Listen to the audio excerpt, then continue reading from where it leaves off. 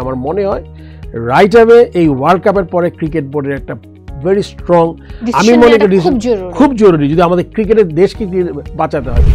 হাথুরু সিংকে বাংলাদেশ দলে আর দেখতে চাই না, এমনটাই বলে আসছিলেন ফারুক আহমেদ। বাংলাদেশ ক্রিকেট বোর্ডের নবনিযুক্ত সভাপতি হয়েও হাথুরু সিংকে না রাখার ব্যাপারে এখনো অনড় সাবেক এই অধিনায়ক। চান্দিকা হাথুরু সিং এর ব্যাপারে আমি এক্স্যাক্টলি আসলে কন্ট্রাক্টটা জানি না, আমি কিন্তু আগের স্ট্যান্ডেই আছি যে আমার মনে হয় যে যেটা আমি বলেছি ওইটা আমি কিন্তু বের হয়ে যায়নি।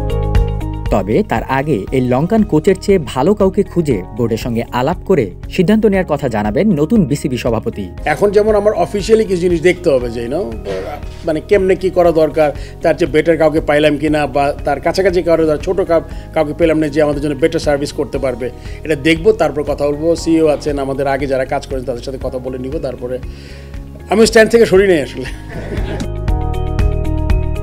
বুধবার সচিবালয়ের যুব ও ক্রীড়া মন্ত্রণালয়ের কনফারেন্স রুমে হওয়া বিসিবি সভায় ইমেইলের মাধ্যমে পদত্যাগ করেন নাজমুল হাসান পাপন।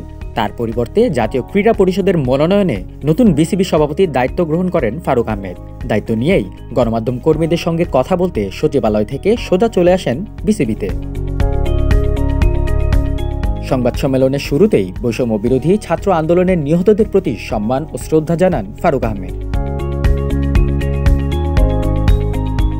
এরপর একে একে তুলে ধরেন বাংলাদেশ ক্রিকেট নিয়ে তার নিজের ভাবনা।